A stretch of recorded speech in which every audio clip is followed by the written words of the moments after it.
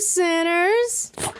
How are ya? On today's installment of the Letterboard of Truth, our quote of the day is... Been there, Reddit.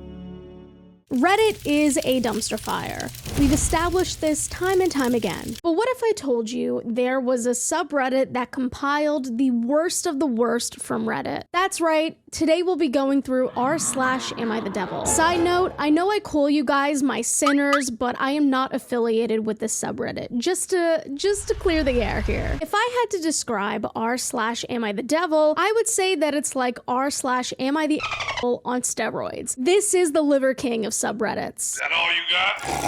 The AmITheDevil community shares posts from all across Reddit from people who are painfully unaware of how shitty they are. When I tell you that I'll be reading some of the most egregious Reddit posts I've ever come across, I mean it. To be honest, I'm being a little dramatic. I just wanted to use a big word like egregious. Anyway, but regardless, these people are terrible. Without any further ado though, this is r/AmITheDevil. Am I the asshole for interrupting this video with an ad read for Aura? Well, hi. Yeah, sorry. I might be the asshole for that. Anyway, I like it when my personal data is protected, and I bet you do too. But I need you to Google yourself right now. You might be shocked at how much of this information is out there for the world to see. And I'm talking your legal name, address, personal email, phone number, and even your relatives' information. But not to worry, Aura is here to help you learn how to protect your sensitive data. Data brokers are willing to exploit your information because they make a fortune selling it to anyone who wants to learn more about you, whether that be robocallers, spammers, or telemarketers. But Aura is able to identify data brokers exposing your information and automatically submit opt-out requests on your behalf. Since I downloaded Aura, they've been working on removing my personal information from 20 data broker websites. Aura also monitors your emails and passwords to see if they were exposed on the dark web. Turns out my personal email was exposed in several data breaches over the years. Like, you know? Really? Aura goes above and beyond to eliminate online threats for you and your loved ones. And you might be thinking, that sounds expensive. Well, it isn't. It all comes at one affordable price. Instead of downloading a dozen softwares you have no idea how to use, everything you need is on Aura's app. It has parental controls, a VPN, password manager, real-time credit and identity theft monitoring, and malware protection for your registered devices. Let Aura do the hard work of keeping you safe online. If you sign up right now, Aura will give you a 2-week free trial when you go to aura.com/Annamarie. That's aura.com/Annamarie. That link will be at the top of my description, or you can scan my QR code right here. How convenient is that? Thank you very much to Aura once again for supporting my channel and for keeping me and my sinners safe online. Now with that being said, let's get back to your scheduled programming.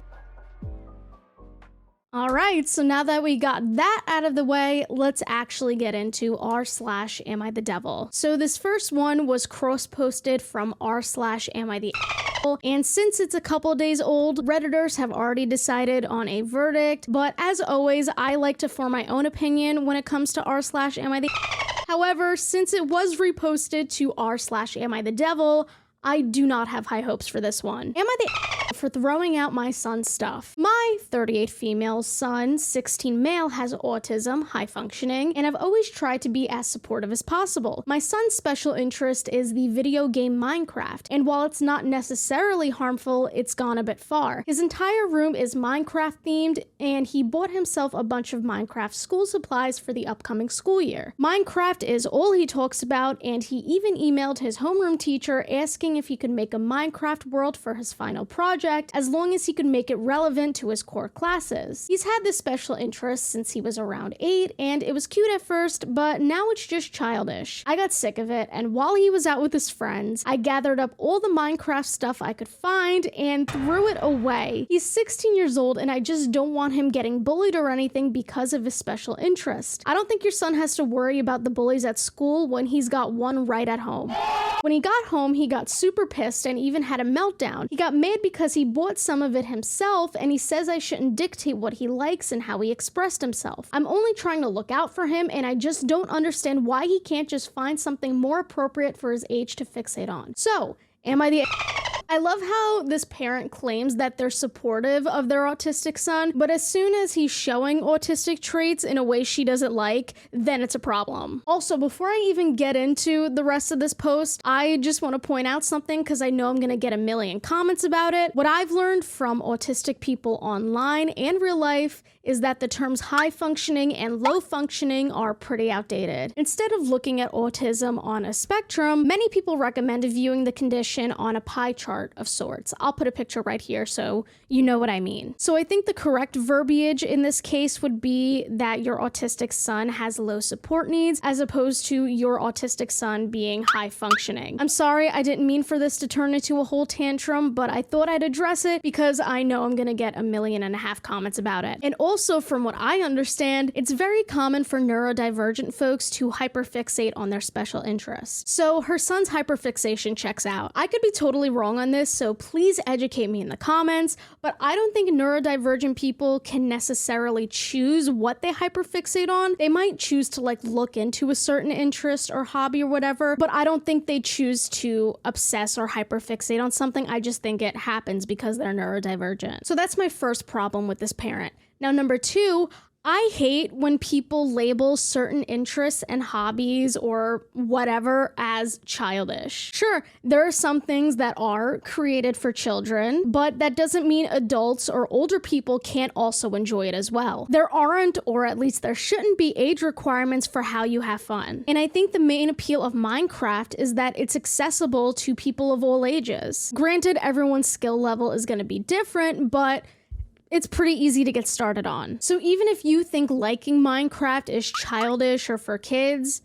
who cares? Like I said, there isn't an age limit on fun. That's your subjective opinion. As a parent, you should be embracing your child for who they are. So the fact that you invaded your son's privacy and betrayed his trust by throwing out all of his Minecraft belongings, some of which he bought himself with his own money, is very f***ed up. Your kids are gonna send you to a retirement home in 40 years, ma'am. But your son is right. You shouldn't dictate how he expresses himself. This is who he is. And as a parent, like I said, you have to accept that. That is literally your job. I don't know, this story seems pretty f***ed up to me, but I think many people can relate to this, unfortunately. So the verdict for this person was and I'm not surprised, but let's read some of the comments. You're the why are you worried about him getting bullied when you're a bully yourself? You should pay him back for the stuff he bought himself. Then the OP responded with, I will pay him back for the things he bought himself, as that part was definitely me being the a-hole in hindsight. This whole thing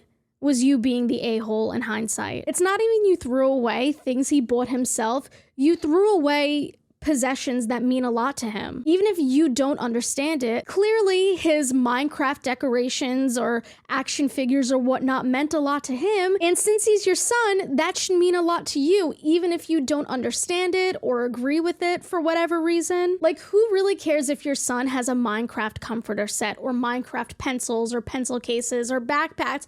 Really, who gives a f***? You're setting such superficial standards for your son. If OP decides to pay back her son for throwing out his stuff, I hope he just uses that money to buy all new Minecraft stuff again. Whoever this 16-year-old boy is, I'm rooting for you. Anyway, we spent way too long on that first prompt, so let's move on to this next one. This next post is from a similar subreddit called Am I Wrong? The OP deleted this post because I think they got too much heat for it. However, the internet is forever, and the users at r/AmITheDevil make sure to repost what the text post says in cases like this where it gets deleted. Am I wrong for throwing away my daughter's computer after she didn't listen to me? I don't know, right off the bat, I don't think the punishment matches the crime. I think it's pretty f***ed up in general to throw your children's stuff away. I, 49 male, and my wife, 44 female, went home after we visited my son's orientation and brought some fast food for my daughters, 15F, 14F. Since it was extremely hot outside, I wanted to eat some ice cream because I have to go in the heat again to go to my job. I asked my 14-year-old daughter to get me a bowl of ice cream quickly as I did not have time. Are you 4 years old? Mommy, I ate all my food. Can I have my ice cream now? I already don't like him. She got up from her computer and ate some onion rings and drank water, taking her sweet time. It took around 10 minutes of me telling her to hurry up, and since she was taking too long, I got angry that she was not listening to me and went into the home office where her computer was, and I broke it and threw it in the trash can outside. Oh my god! My oldest daughter, 15F, is now mad at me and is not talking to me as always. Wonder why. And my 14-year-old is still refusing to give me ice cream, which I don't understand because I brought home food for them. So why can't she give me a simple bowl of ice cream? Am I wrong? Listen, I know we don't know this guy personally, so I don't want to be too harsh on him. All I'll say is your teenage daughters are more emotionally mature than you will ever be. So in the 10 minutes you were fuming about your daughter not getting you ice cream, you couldn't get up and make yourself a bowl of ice cream. And why does it have to be ice cream in the first place? Just get yourself a cold bottle of water. Get one of those reusable cups that you could put ice in and stays cold for 8 hours and bring that to work with you. And I also love this attitude like, oh, I brought home food for them. Now they have to wait on me hand and foot and give me my stupid little ice cream. Like, do you want a cookie or in this case a bowl of ice cream because you fed your children? Sir, that's your job. You probably eats a stupid flavor of ice cream too, like banana or coffee. Again,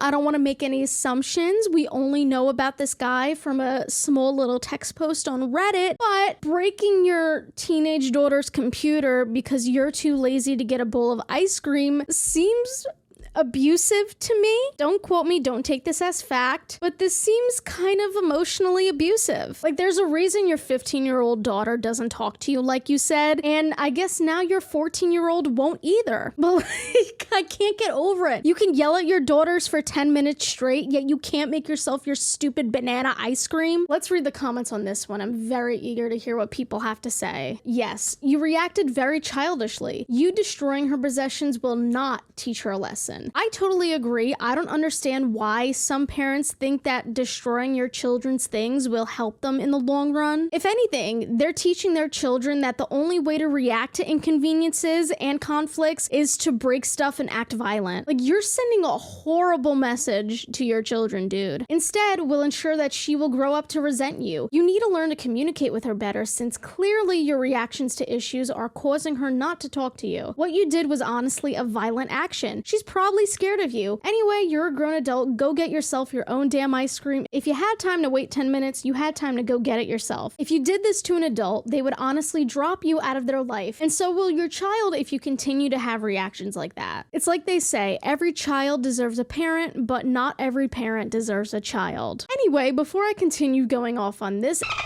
let's move on. So this third post was also deleted from its original subreddit, so you know it's gonna be good. It's totally not gonna raise my blood pressure or nothing. Am I the for pulling a kidnap prank on my friend? Okay, J-Station. Alright, Sam Pepper. Me, M16, and my friends around 15, 16, and 17 were drinking at a party, EU, and one of my female friends, F15, passed out. We decided to pull a kidnap prank on her. Me and another friend carried her to her car and put her in the trunk. To make it more like a kidnapping, we zip-tied her hands behind her, zip-tied her legs, and put tape on her mouth. Then we shut the door. We both had to use the bathroom, so we left her while we went and were gone for 10 minutes at the most. When we come back, we hear muffled screaming and crying. We open the trunk and surprise her, expecting her to realize and laugh, but when we take the tape off, she screams and cries at us, telling her how scared she was. The other girls come over to her and tell us we should leave. Did we go too far? Am I the Would this still be considered a prank if they actually did it? No. No, I don't think it would. Congrats, you just confessed to a crime on Reddit.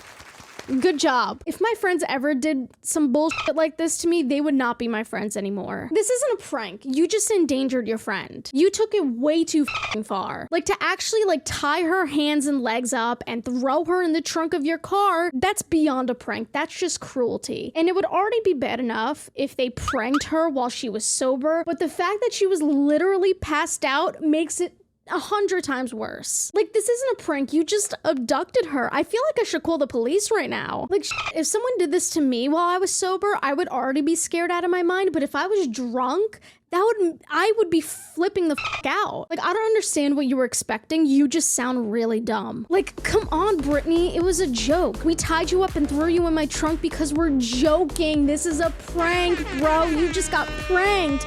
Wait, why aren't you're crying now? But it was just a prank. I hope this girl never hangs out with you ever again. I would file a restraining order, honestly, truly. But yeah, this person and their friends are clearly the and they sound like a danger to women everywhere. Like, I feel bad saying that about teenagers, but like, I don't know, if they're doing this now when they're 15, imagine in 5 to 10 years from now. That's all I'm gonna say before I get in trouble. Anyway, so this next one is from True Unpopular Opinion, and the title is Fat Acceptance is Some Clown World BS.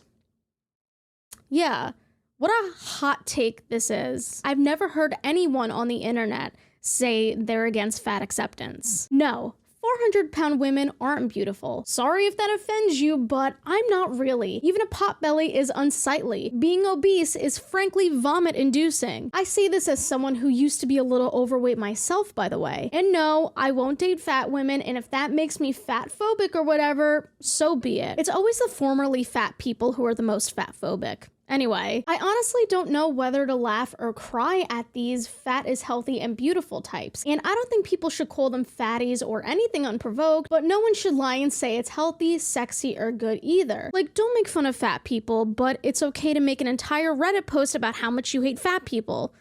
Seamless logic. Finally, this herder I can't lose weight due to genetics, medication, rare disease, or whatever BS is just silly. No, dear, you can't lose weight because you're an irresponsible glutton who can't stop shoveling rubbish into your mouth or get off your lazy behind and go to the gym. With all due disrespect, you sound like an idiot. Obesity is a much more complex issue, and it can't just be boiled down to, oh, these people are fat and lazy, just hit the gym. Well, it's scientifically proven that some factors like medication, genetics, medical conditions, and a whole bunch of other stuff play into someone's size. This is just such a simplistic viewpoint of obesity and just body image in general. And by saying that 400-pound women aren't beautiful, you're passing that like it's an objective statement, and it makes you sound like a when in reality, beauty is subjective. There are plenty of people who find fat people attractive, as well as many others who find skinny people attractive, and anywhere in between. And for many, weight doesn't play a factor in attractiveness. I'm not going to dive any further into the fat acceptance, fat liberation, body positive movements just because I cannot do that justice in a single Reddit video. However, I did make a video on fat phobia last year where I debunked several similar fat phobic viewpoints, so if you'd like to check that out, I'll make sure to leave a card on the screen. That video definitely highlights my thoughts on the fat acceptance movement a lot better than this video. So this next one, I feel like my face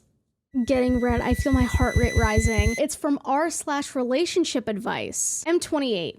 I faked my own death as a prank, and now I'm afraid my girlfriend, F26, will leave me. Need advice? What is it with these f***ing death pranks? Just be normal. What happened to like a whoopee cushion? Or switching the cereal bags in cereal boxes? Something that's harmless and people can laugh at. Not faking your death or kidnapping people as a prank. Can we just be normal for once? This is gonna sound wild, but please hear me out. I recently made the most regrettable decision of my life by faking my own death as a prank. I know how it sounds. I thought it would be a big shock followed by relief and then laughter. I genuinely believed that it would be seen as just an elaborate joke, but the reality was far worse than I could have ever imagined. Remember those teenagers from a couple posts ago that kidnapped their friend as a prank? Yeah, this is gonna be them in 10 years from now. My girlfriend of 4 years has been supportive through thick and thin, and I can't believe I put her through the emotional turmoil of thinking I was gone. For 2 weeks, she grieved, she mourned, and I saw the post she wrote about me online. I came clean after realizing the deep pain I had caused. What is this? It sounds like the consequences of my own actions? What the f***? Now she's distant, and understandably so. She says she's reevaluating everything and that she never thought I was capable of something so cruel. She's still in shock and hasn't given me a clear answer about the future of our relationship. I love her deeply and I can't imagine my life without her. I know I messed up on an epic scale and I'm willing to do whatever it takes to make it right. I've already started therapy to get to the root of why I thought this was a good idea in the first place. But how do I approach this with her? How can I even begin to make amends? Is there any coming back from this, or have I irreparably ruined the best relationship I've ever had? Any advice would be greatly appreciated. Just a reminder, this guy is 28 years old. Now, I'm not saying you can't play pranks as an adult, but as a 28-year-old, as an adult, you should know better than faking your own death. And not to sound like every Redditor on a relationship subreddit, but I hope she breaks up with you. Sincerely. I just don't understand how he pulled it off. Like, did he take off from work? Did he turn off his phone so the calls wouldn't go through? Like, maybe I'm just lazy, but this sounds like a pain in the ass to plan and execute. Like, why fake your own death? Why? Why did you think this was a good idea? Like, you broke her trust, you emotionally manipulated her. Yeah, it's no wonder why she's reconsidering things if this is how you're gonna treat her after 4 years. Supposedly, this is the best relationship you ever had, but you obviously didn't care about it enough if you're willing to destroy it over some stupid prank. Again, you couldn't get one of those gum packets that shocks you when you pull the piece of gum out. You couldn't buy those glasses with the mustache and the funny nose, and I don't know, pranks are supposed to be funny for everyone involved, something everyone can laugh at. But joking about death is not the way to accomplish that. People's stupidity blows my mind sometimes. I'm very curious to hear what people said about this though. So like I said, this one was posted a couple days ago on r/relationship advice. The original post has been taken down since, but there are still 60 comments underneath. Wait, you let her think you were dead for 2 weeks? You are a horrific partner, and if it were me, there would be no coming back. Nothing you could do would ever make it right. Yeah, I think you permanently messed up, dude. Yeah, you're gonna need a lot more than therapy to clear up this issue. These are just making me sad now. We only have one more post left, and it's from r/sex. Not that we should be participating before marriage, but let's see what this person has to say anyway. Divorced at age 50 and found myself not sexually attracted to women my own age. Okay, Leonardo DiCaprio. My 20-year marriage was sexless beyond having our 3 children, plus maybe twice per year. I knew very little about sex or intimacy. Even though my wife never had sex with me, I still felt the compulsion, so I in fact, I've had a life of it merely became my way to scratch the itch. Listen, I have no doubt that a porn addiction is very debilitating, but in the 20 years you were married to this person, you didn't try to sit down and discuss your intimacy issues. Clearly something was up. Maybe he gets into that later in the post, but I'm just like, I don't know, do you just not talk to your partners? After my divorce, I made a conscious choice to only seek company from women over 40. Younger women, while very attractive, don't have any lasting appeal beyond sexual. I, 53 male, met June, 44F, right after my divorce 3 years ago. She was a breath of fresh air. June loved and still loves me with every ounce of her being. She is physically attracted to me in a way that I've never experienced. Her lust for me is endless. At first, it was great, even though I had such a tough time with it. I loved her voracious appetite, but I have to admit, I wasn't fully turned on. I had such a difficult time finishing and maintaining. I'm better at it 3 years later, but it's still very difficult. I'm still not turned on by her. I love and adore everything else about June. Any man would be beyond thankful for her. She knows about my problem and it hurts her, but she's been so patient. She says she wants to heal my porn addiction. I'm not sure I can be healed. I've had decades to become wired this way. It's important to say I'm fully aware of my porn addiction. I have successfully quit for long periods and relapsed and quit again. However, it doesn't change what turns me on. Yes, I can quit. No, I cannot make myself turned on by June. It's very frustrating. Now, I've come to the point that 2 things really bother me. 1, Sex with June is not satisfying at all in any way. 2. June is hurting by my lack of passion and sexual energy for her. Hurting her hurts me. Having said that, I don't think I could be sexually attracted to women near my age. I was accustomed to a life without sex, and I really wasn't expecting this. The porn I watched almost never portrayed 40 to 50-year-old women, except maybe the subjectively hottest version of women that age. I'm not even sure a real woman could do the trick at all. I've ruined myself. My only conclusion is that I need to prepare for a life of abstinence. I need to break up with June, which is a problem unto its own because we live together. There's more to that story, but it's a totally different post. However, apart from my sex problem, I do like the idea of being without a partner. The idea of being alone is positive to me. I'm an introvert, very comfortable by myself. Should I break up with June, or am I throwing away an ideal woman and life partner? Now, I don't know if I necessarily agree with this being on r/AmITheDevil, but I guess I can kind of see why it is. I'm not against as long as it's being ethically made. However, I do think portrays unrealistic expectations for sex, and I would say it's not a good representation of sex. Not to say that just has to be for education and not for people's wildest fantasies with consent, but I do think many kinds of are problematic, and the overconsumption of can also be problematic. It seems like it really destroyed this guy's sex life and view on intimacy. I don't know, like, if anything, I feel kind of bad for this guy. Even though it's not a physical addiction like certain substances, you can still get psychologically addicted to anything, like gambling, and in this case, adult films. I don't know, if I had to give this guy some advice, I would say he should either break up with June or be willing to go to some sort of couples counseling or a sex therapist that could help him unpack these thoughts. It seems like he really does care about June, and I'm not saying that sex is the only important part of a relationship. I think there are multiple things that go into making a successful relationship with someone. It seems like he is suffering with much deeper things that it would probably be best for him to work out on his own. I'm very curious to hear what other Redditors have to say though. His little wiener must always scream for help when he starts because his death grip must be horrible. A wonder that he still feels something. And let's be real, a 44-year-old can be as hot as a 20-year-old. And even a 20-year-old won't look like in since they don't Photoshop your body in real life. Yeah, I don't like the implication that women aren't attractive after a certain age. It just feeds into the stereotype that women always have to look young, and I don't like that. So while part of me does feel bad for him, I also think that he has very problematic views when it comes to women and intimacy with them. He probably can't maintain because he's friggin' 50 and has an active porn addiction, lol. But it's June's fault. How dare she chose to live till 44. Reminder, people, don't stay with porn addicts. If you find out later, yes, help them, but remember, you're nobody's savior. If they relapse again and again and makes your life bitter, it's probably time to leave. Yeah, I would agree with that last part. I fully believe that anyone can change as long as they put in the work, but that doesn't mean you have to stick around and wait for them to change at the expense of yourself and your own life. But in conclusion, with all the information we were presented with, I do think it would be best if June and OP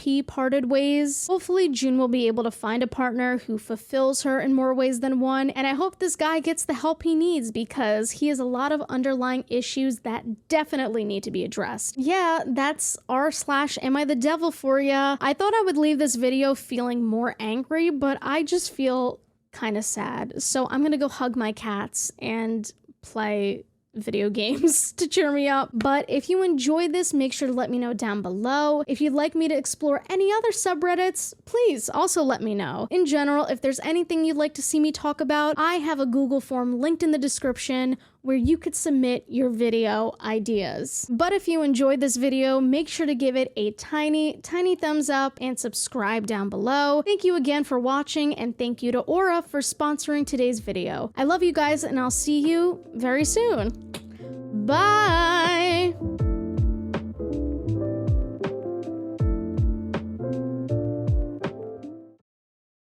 Swag.